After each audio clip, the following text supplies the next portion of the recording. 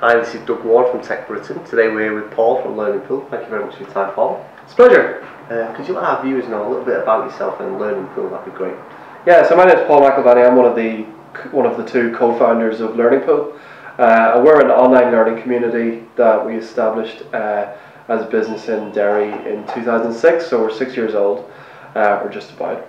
And we provide online learning platform, content, technology and a community to about 7,000 people in the UK, mainly in the public sector, but across a variety of sort of related sectors, if you like. And that community of customers uses our products to train about 600,000 people across the country in a whole bunch of content areas, everything from health and safety to public procurement right through to presentation skills and time management. So our customers use our products to save money, to deliver consistent messages to disparate audiences and people who are not connected to an office and stuff. So obviously we're based in Derry. Yep. We're here today, and about yourself, Paul. You're not from Derry. Yeah, I'm a blow-in. So I came to Derry in 2003. Largely because, well, my wife is originally from here. I guess we were looking for a change. So there wasn't a big strategy or plan to come to Derry. We just sort of got here, and very quickly I met my business partner, and we set up our first company, and that grew into Learning Pool. So yeah, I'm not from here, but it's a place that I call home these days, and I really enjoy my time here. One of the big things that struck me when I came here in sort of 2003, 2004 is that so Derry has a big history, and some of it's quite recent. But if you look at the future, 70% of the population here are under 40. It's one of the youngest places in the UK. There's a university and a really great educational sort of ecosystem that's grown up.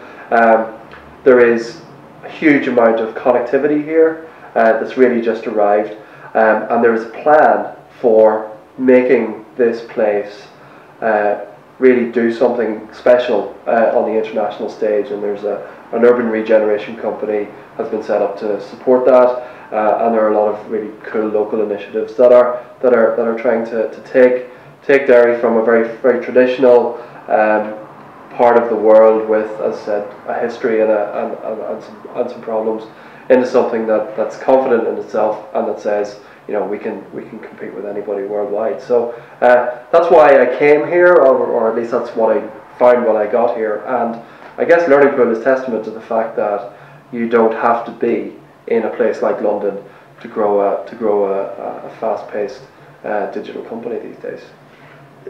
Obviously, Learning Pool is a huge success story. What's your thoughts on Derry's tech community today? What do you think is its strengths?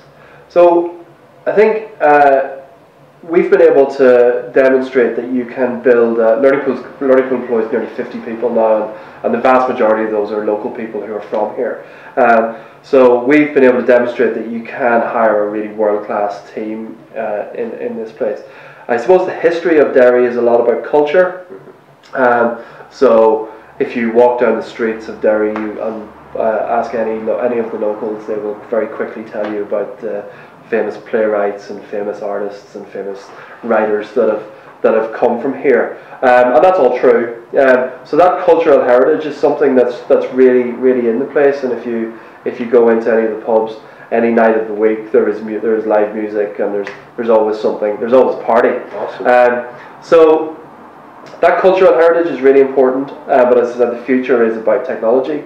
So one of the things that's happened over the last little while is that we've created this idea of saying, actually, the exciting opportunity for Derry is to look at where culture meets technology.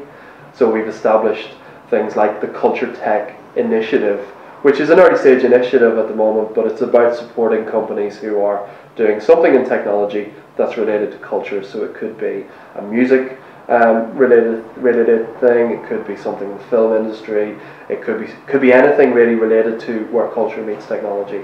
And over the next 2 or 3 years, I think there is a really exciting opportunity for Derry to become like like a focal point of that kind of development. And if you look at the market opportunity is really impressive and really exciting for companies who've got something to say in that space.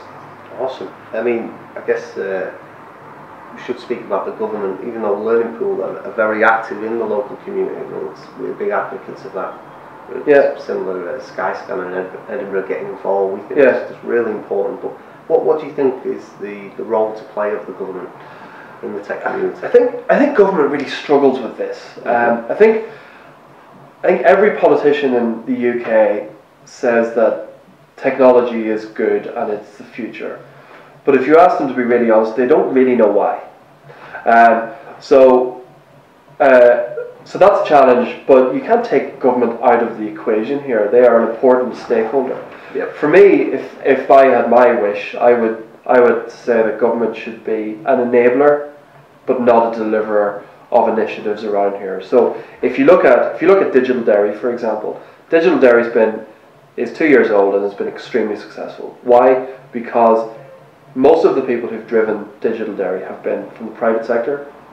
They've been people who have understood what technology is about, what the opportunity is, and what the challenges are. And we've been able to contrive a bunch of programs, a couple of gimmicks, some spin, and some good storytelling, in order to make Digital Derry something that has found traction, has got success for the future. The public sector part of that has been really important because they've given us some of the money to get started, and they've given us the support to open the doors that they need to. But they haven't been at the centre of that project. They have been supporting it from the sidelines and doing a good job on that. That's a really good model, and I think where government gets confused and trips itself up here is where it decides that it should be the deliverer of programs. It should be getting involved in a very hands-on way, and government should not do that in my view, and it can't. It can't do it. So I think government's role is about listening to what the private sector wants, understanding what the private sector believes can be achieved, and then finding out a place where it sits. But as I say, I think that's very much at the back of the program, providing access to the things that the private sector probably can't get access to. Cool. I mean, it's a big plus for Derry having Learning Pool involved. Some areas might not have, big companies getting involved in the grassroots. I guess I'd like to ask you, regarding startups who are just crying out for space, you probably need that little bit of food money, rent money. Do you not think the government maybe should be helping in that way, or do you don't think that? Well, no, I do. I mean, in Derry, so Learning Pool's not the only local success story. There are a couple, and that's been a really important part of the story here. But what we have been involved in some of the other companies is about saying, okay, to that smart developer guy who's got an idea for an app, who wants 6 months to make that work or whatever. What we've done is that we've said, okay, we will use Digital Derry as the vehicle for that. So Digital Derry has created co-working space. It has provided competition opportunities. It's provided trade mission opportunities. It's done all of that sort of stuff. And a lot of that has been funded by the public sector. But they haven't delivered the service. They've said to Digital Derry, you guys know how to do this. You guys understand these people in their Converse with their gadgets in every place that they can find. You guys understand what these people are like. You talk to them. You engage with them on a day-to-day basis. You help them. We'll provide the money, and that will work. And it doesn't always work, but by and large, I think we're more up than we are down. Seems to be working definitely here in Derry. Yeah. Absolutely. And it'd be great to talk about Derry. Obviously, we spoke about CultureTECH just before.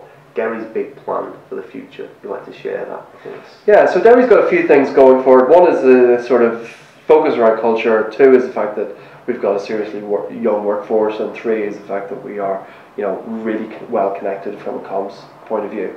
So the big idea, I guess, is to make Derry a really great place to start, build, and grow a digital company. So we want to be a really serious and credible player when it comes to to offer for startup companies. Not necessarily foreign direct investment companies, although I think we've got something to offer those companies as well. Mainly around indigenous startups. We think that we can grow. I'm not sure what the numbers are, but it is in the hundreds of new startups in the next 3 to 5 years, and those startups will grow, will scale, hopefully will grow internationally and become really serious players on the world stage. So I think Derry's future is about being probably a niche player in the digital space around this sort of culture meets technology space, but somewhere that has got some credibility and hopefully is producing some great companies, employing loads of people, and giving the people who are here an opportunity to do something pretty special. So big times ahead for Derry. Yeah, there's a real sense of optimism around here. You know, Derry is the city of culture for 2013 across the UK. There's a huge amount of development starting to happen around some of the Everington site as a local army barracks that has been handed back to the local people and will be developed as a creative media hub over the next couple of years. The university is growing and has got an opportunity to grow even more. So there's a lot of pieces of the jigsaw that are sort of sitting around ready to be put together, and there's a real sense of positivity and optimism. Yeah. Paul, I'd like to say thank you very much for your time. It's been a real pleasure. Cool. Cheers. Thanks for coming.